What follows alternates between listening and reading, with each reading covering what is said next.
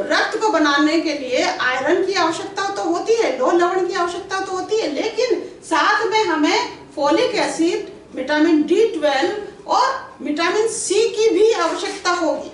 ये तीनों चारों चीजें और आयरन मिलके ही हमारे रक्त का निर्माण करता है। तो केवल आयरन कम है ये नहीं है, लेकिन साथ में यदि B12, विटामिन C भी कम है तो RBC कम रहेंगे।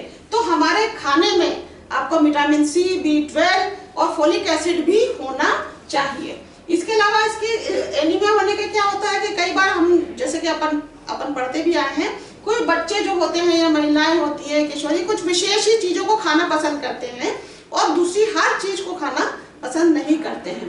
तो यदि हम भोजन में अपर्याप्त रूप से आयरन की मात्रा कम ले रहे हैं, विटामिन C नहीं ले रहे हैं, तो हमको एनीमिया की संभावना ज्यादा रहती है।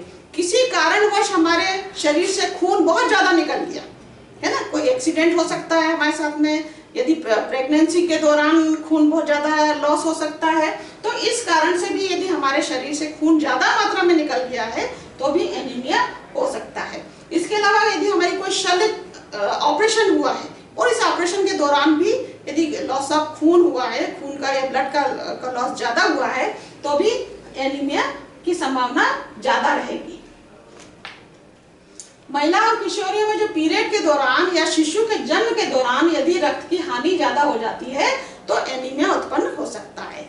एक प्रकार का हुकवर्म का मतलब होता है जो किसान लोग होते हैं, जो पानी में, खेतों में नंगे पैर काम करते हैं, तो उनके पैरों में एक हुकवर्म होता है, एक बैक्टीरिया होता है, वो उनके पैरों में से चला जाता है, शरीर में चला जाता है, तो भी उसको एनीमिया हो सकता है। इसके अलावा यदि मलेरिया आपको बार बार हो रहा है, उसके संक्रमण से भी एनीमिया की स्थिति उत्पन्न हो जाती है। कई बार कई जेनेटिक कारण, मतलब अनुवांशिक रूप से भी हमको एनीमिया हमारे मदर फादर से हमको प्राप्त होता है। उसमें एक थैलेसीमिया एक बीमारी होती है, इसमें ब्लड ही नहीं बनता बच्चे का, है ना, उसको बार बार ब्लड को चढ़ाना पड़ता है। तो ये थैलेसीमिया बीमारी जो होती है, इसके कारण से भी हमारा एनीमिया होने की संभावना बहुत ज्यादा होती है। कई बार जो लाल रक्त कणिकाएं होती हैं, जो RBC होती हैं, उसके अत्यधिक टूटने से भी एनीमिया होता है। तो वो जॉन्डिस जब होता है, जब पीलिया जब होता है, तो उसमें भी ये रक्त लाल कणिकाएं जो है वो अधिक मात्रा में टूटती हैं, तो वो एनीमिया, यदि जॉन्डिस आपको बार बार हो रहा है तो जॉन्डिस तो है ही, साथ में एनीमिया भी आपको होने लग जाता है। अब एनीमिया के लक्षण क्या है? ये तो हमने देखा कि बहुत सारे कारण हैं जिनके कारण के एनीमिया हो सकता है। तो अब इनके आपको सिम्टम्स कैसे मालूम पड़ेंगे कि मुझे एनीमिया हो गया? इसके सिम्टम्स क्या होते हैं? बहुत स्लो होते हैं, मतलब कई बार हम इन पे ध्यान ही नहीं देते। ऐसा लगता है कि काम ज्यादा हो गया है तो थकान आ रही है ना, और कुछ ज्यादा हमको परेशानी है, टेंशन है, तो हम परेशान हो रहे हैं। लेकिन ये क्या होता है, धीरे धीरे हमको वो एनीमिया गंभीर स्थिति में पहुंचा देता है ना, सीवियर कंडीशन में चला जाता है। तो हम यदि अपने लक्षणों को हम शुरू से ही ध्यान दें, पहले से ही हम इस बात का ध्यान दें कि ये ऐसा तो नहीं कि मेरा हीमोग्लोबिन कम हो रहा है ना, तो इसमें सबसे प्रमुख जो लक्षण होता है वो तो एक तो होता है भूख न लगना। हमको मतलब जिस तरीके से प्रॉपर भूख लगनी चाहिए वो भूख उस समय नहीं लगती है। दूसरा होता है थोड़ा सा भी काम करा, थोड़े से भी चल के गए, आधा किलोमीटर भी नहीं चले और हमको एकदम थकान होने लगती है और हमको पसीना पसीना आने लगता है और हम थक के एक जगह बैठ जाते हैं। इसके बाद आता है कमजोरी और अनिद्रा, मतलब हमको नींद नहीं आती, हमको कमजोरी बहुत ज्यादा महसूस होने लग जाती है। अब इसमें जिनको एनीमिया आप देखें वो सीढ़ियां जब चढ़ते हैं तो हाँफने लगते हैं क्योंकि वो बहुत कमजोर हो चुके हैं। क्योंकि RBC और हीमोग्लोबिन का कार्य है ऑक्सीजन पहुंचाना, तो फेफड़े में वो ऑक्सीजन नहीं पहुंच पा रही है, तो इस वजह से भी हमको कमजोरी और सांस लेने में दिक्कत आने लग जाती है। किसी काम में हमारा मन नहीं लगता है, कॉन्सेंट्रेट जो किसी काम में हमको जरूरत होती है वो हम नहीं कर पाते कॉन्सेंट्रेट, क्योंकि हम अस्वस्थ जब महसूस करता है व्यक्ति, जब बीमार होता है तो आप देखिए उसको किसी काम में कोई मन नहीं लगता। यदि हमारा थोड़ा सा भी सिर दर्द होने लगता है तो अभी हम क्या करते हैं, कॉन्सेंट्रेट नहीं कर पाते किसी भी चीज पे, एकाग्र नहीं हो पाते हैं। हमारी काम करने की क्षमताएं भी घट जाती है।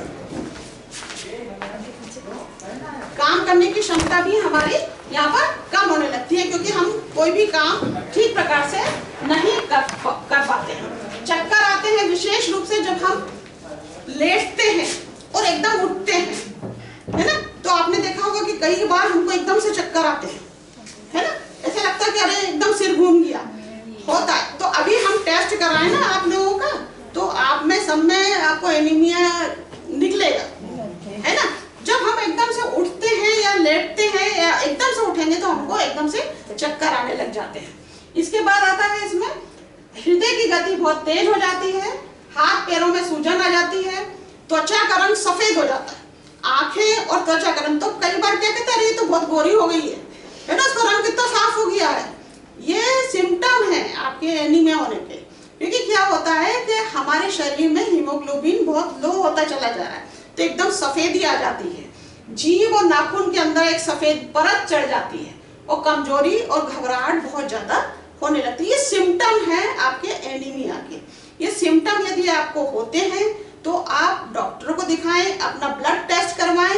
एक छोटे से ब्लड टेस्ट से आपका हीमोग्लोबिन का लेवल मालूम पड़ जाता है। आपको मालूम है कि अपना 11 से 14 होना चाहिए हीमोग्लोबिन, लेकिन भारतीय महिलाओं में यदि हम 100% भी महिलाओं को यदि हम हीमोग्लोबिन चेक करें तो किसी का भी 11 से 14 नहीं निकलेगा, वो 9-10 रहता है। मतलब मैं भी अपना करवाऊं तो भी मेरा 11 से 12, 12-13 कुछ भी नहीं निकलेगा, वो 10-11 ही रहता है ना।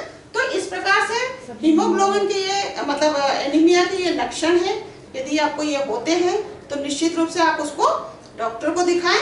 और इसके अलावा जो हम आगे देखेंगे, ये देखो ये इसके फोटो दिख रहे हैं आप लोगों को। अब एनीमिया यदि हमको हो ही गया है तो हम कैसे इसको ठीक करें, कैसे इससे बचें, है ना।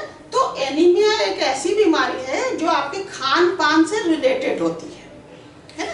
हमारी जितनी भी बीमारियां, मैक्सिमम बीमारियां जो हैं वो हमारे खाने से संबंधित होती है।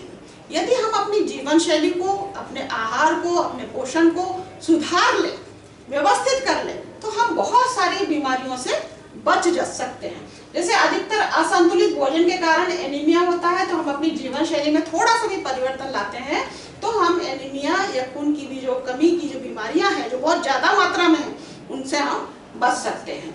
हमको ऐसा आहार लेना चाहिए जिसमें कि खून बढ़ाने वाले प्रोडक्ट हो, जैसे कि इसमें बताया चुकन, जितने भी हरी सब्जियां जैसे पालक, मेथी, धनिया, चौलाई, जितनी भी हरी सब्जियां हैं उसमें आयरन की मात्रा बहुत ज्यादा होती है।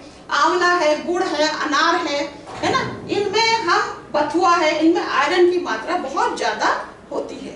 इसके अलावा दूध आप अच्छी मात्रा में लें तो हम मतलब हमको आयरन अच्छा मिलेगा। इसके अलावा केला, सेब, अनार, ताजे फल, हम जितने भी सीजनल चीजें जो इस समय आ रही हैं, जैसे सर्दियां हैं तो इस समय आप देखेंगे कि आंवला बहुत आ रहा है, गुड़ अच्छा आ रहा है, अनार आ रहे हैं, सेब फल आ रहे हैं, बेर आ रहे हैं। तो इन चीजों को ही हम ले तो हम अपनी आयरन की मात्रा को पूरा कर सकते हैं। इसके अलावा मोटा अनाज मतलब जो जैसे बाजरा, एक रिसर्च हुई है कि यदि हम बाजरा का नियमित सेवन करते हैं तो हमको एनीमिया होएगा ही नहीं, केवल बाजरा करने से। इसके अलावा अभी सर्दी में खजूर बहुत आ रहा है, आप खजूर खाएं, है ना। तो मोटा अनाज जितना भी खाएंगे, मोटा अनाज से मतलब यहाँ पर है कि मक्का, ज्वार, बाजरा, सोयाबीन, है ना, इनका आप अधिक मात्रा में खाएं। जबकि कहा जाता है कि ये जो मोटा अनाज है ये गरीबों का खाना है। आज आप देखेंगे सेलिब्रिटी इन चीजों को खा रहे हैं, बाजरा की रोटी, और ये सेलिब्रिटी करीना कपूर और ये लोग सब इन चीजों को खा रहे हैं क्योंकि इनमें कैलोरी कम होता है और दूसरी चीजें अच्छी मात्रा में होती हैं। तो हम इन चीजों का यदि हम प्रतिदिन उपयोग में लें, प्रतिदिन हम उसको खाएं तो हमें जो एनीमिया है वो होगा नहीं, और यदि है तो वो दूर हो जाएगा।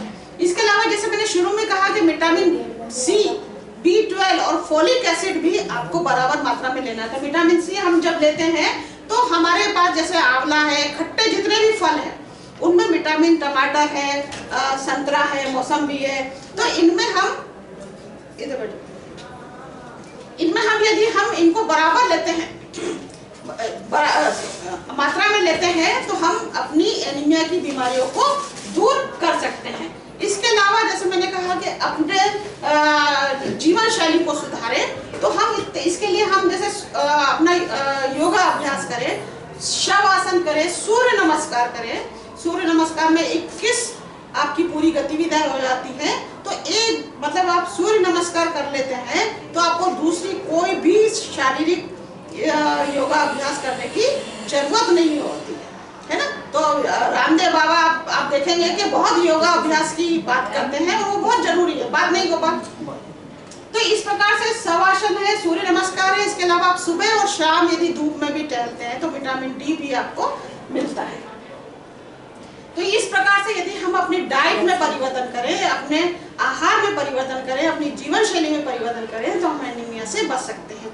इसके अलावा हमको चाय कॉफी बहुत ज़्यादा नहीं पीना चाहिए, सिगरेट शराब का सेवन नहीं करना चाहिए, क्योंकि ये हमारे ब्लड सेल को नष्ट करते हैं और उनको हानि पहुंचाते हैं।